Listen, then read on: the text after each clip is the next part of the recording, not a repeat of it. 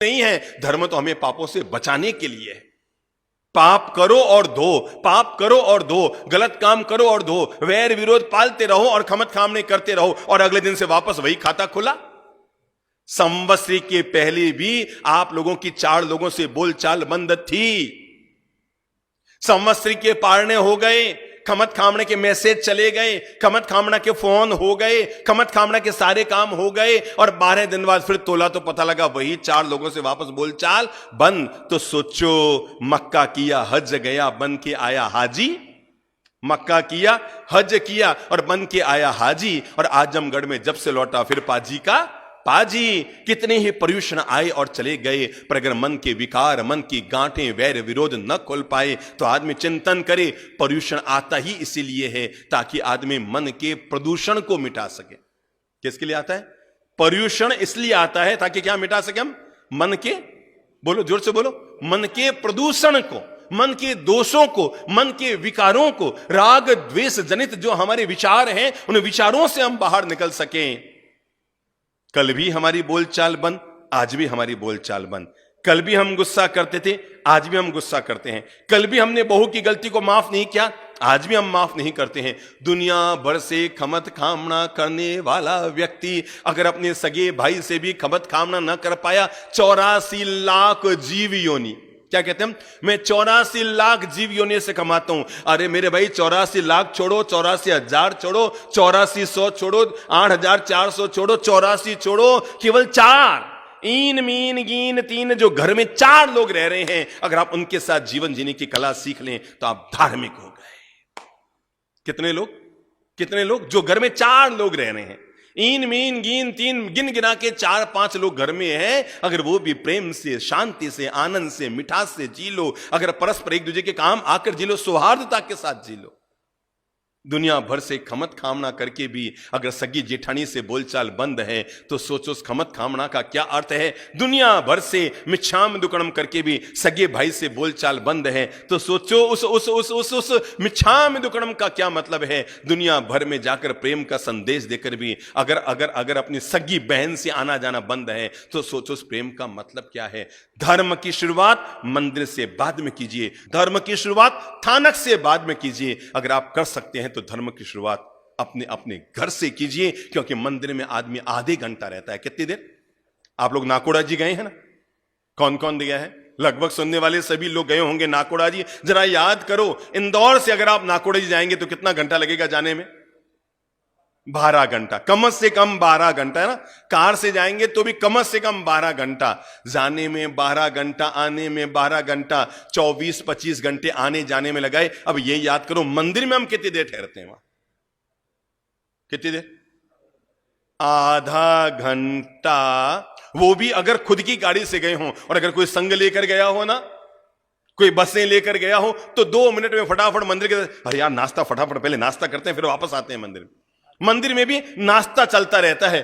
जाने में 12 घंटा, आने में 12 घंटा, और भगवान के सामने 12 मिनट भी रहना हमें संभव नहीं होता। हम बाहर निकलना चाहते हैं। मेरे भाई, आदमी मंदिर में आधे घंटा रहता है, थानक में 1 घंटा रहता है, 24 घंटा कहां अपने अपने घर में रहता है। इसलिए अपने जीवन के धर्म की शुरुआत केवल मंदिर से मत कीजिए, केवल थानक से मत कीजिए। अगर आप कर सकते हैं अपने जीवन में धर्म की शुरुआत सबसे पहले अपने घर से कीजिए, जहां आप 24 घंटे रहते हैं। मैं जब भी घरों में जाता हूं ना, पहला काम होता है, बाप जी हमारे घर का मंदिर देख लो, ये आड़ा देख लो, ये आड़ा थोड़ा बराबर है ना। इतना छोटा सा तो लोग आड़ा बनाते हैं, खुद का बेडरूम इतना बड़ा, और भगवान का आड़ा वो भी कहीं किचन के अंदर, कहीं किचन के अंदर रूम है, उस रूम में ले जाकर, या कहीं कोई जगह मिल गई वहां लाकर भगवान को फिट कर देते हैं। फिर कहते हैं बाप जी हमारे घर का मंदिर थोड़ा देख लो, सही है ना। मेरे भाई, आज की तारीख में केवल घर में मंदिर बनाने की जरूरत नहीं, घर को मंदिर बनाने की जरूरत है। घर में ऐसे रहो हमारा घर मंदिर बन जाए। हमने जिंदगी में 1000 मंदिर तो नहीं बनाए, पर करोड़ों टूटे हुए परिवारों को जोड़कर घर घर को मंदिर बनाने का पुण्य जरूर किया है। घर में ऐसे रहो कि घर हमारा मंदिर बन जाए। अभी जोधपुर की घटना, गांधी मैदान की प्रवचनमाला चल रही थी। एक महानुभाव ने अपने घर में एक आलीशान मंदिर बनाया था, करीबन 3.5 लाख रुपए खर्च करके। मार्बल का जयपुर या किशनगढ़ से मंदिर लेकर आया और पूरा सुंदर मंदिर बनाया। उसकी खास इच्छा थी, बाप जी आप हमारे घर चलें, हमारे घर चलें, एक बार आप मैंने अपने घर में छोटा सा मंदिर बनाया, आप देख बहुत सुंदर बनाया बाप जी, पूरे जोधपुर में किसी के घर में इतना सुंदर मंदिर नहीं मिलेगा। हम गए, उसने अपने करीबन 50-60 परिवार के लोगों को बुलाया था, उनका खाना भी रखा। भाई बाप जी आए हैं, बाप जी आएंगे, 2 घंटा रुकेंगे, आहार वगैरह लेंगे, थोड़ी धर्म का श्रवण कराएंगे। तो उसने काका मामा भाई भांजा बुआ भतीजा जो भी परिवार के लोग थे, फूफा पापा, सबको इकट्ठा किया, पूरे परिवार को बुलाया। मंदिर बहुत सुंदर था, हमने दर्शन किए, आनंद आ गया, प्रभु के दर्शन करके, मंदिर के दर्शन करके आनंद आ गया। वहीं बैठे और बात ही बात में मैंने पूछा, मैंने कहा और भाई साहब आपका परिवार, ये मेरी बुआ है, ये मेरे फूफा जी हैं, ये साला जी हैं, साली जी हैं, सबका परिचय कराया। मैंने यही पूछा, मैंने कहा आप कितने भाई हैं? तो कहने लगे हम 2 भाई हैं। मैंने कहा मतलब दूसरे भाई दुकान गए होंगे? कहा नहीं बाप जी वो ऊपर रहता है, हमारा आना जाना बंद है। ठीक है, मैंने कहा फिर भी बुला तो लेते ना, हम आए हैं तो। नहीं बाप जी वो हमारे घर नहीं आते, हम उनके घर नहीं जाते हैं, वो ऊपर रहते हैं, हम नीचे रहते हैं, सीढ़ियां बाहर से हैं, वो सीधे उतरते हैं, हम सीधे उतरते हैं। कोई बात नहीं, हमने थोड़ा संदेश दिया, उपदेश दिया, आहार लिया, 2 मिनट मंदिर जी के दर्शन किए, हम रवाना होने लगे। तो जैसे ही घर के बाहर के भाग में आए तो वहीं पर वो सीढ़ियां थी ऊपर चढ़ने की, और मैं ऊपर चढ़ गया। कहां पर, किसके घर जा रहा हूं? जो मुझे लेकर गया है, जिससे उसकी बोलचाल बंद है। मैं कई बार ऐसी हिम्मतें करता हूं कि करते समय तो लगता है दूसरों लोगों को शायद गलत कर रहा हूं, पर मुझे पता है उसका परिणाम क्या आएगा। मैंने उस व्यक्ति को, जो उस घर का मालिक था, उसके कंधे पे हाथ रखा हुआ था, हम बाहर निकले, हमने ऊपर की सीढ़ियां चढ़नी शुरू की। वो थोड़ा सा क्या हुआ, वो खिसकने लगा। मैंने कहा चलो चलो ऊपर मंगलिक सुनाते हैं आपके भाई के घर, फिर चलते हैं। हालांकि आना जाना बंद था, पर कभी कभी आंख की शर्म ऐसी होती है, वो नट न पाया, ऊपर चढ़े। मैं ऊपर जाकर आसन बिछाकर बैठा, 2 मिनट कुछ अच्छी बात की, और बात ही बात में मैंने कहा भाई साहब आपने जो नीचे मंदिर बनाया है वास्तव में बहुत सुंदर है, आनंद आ गया, आपने घर में अच्छा मंदिर बनाया है, पर मेरी इच्छा है आज कि, बोलो गुरुदेव, मेरी इच्छा है कि मैं आपके घर को मंदिर बना दूं। तो समझा नहीं, घर को मंदिर कैसे बनाते हैं भाई?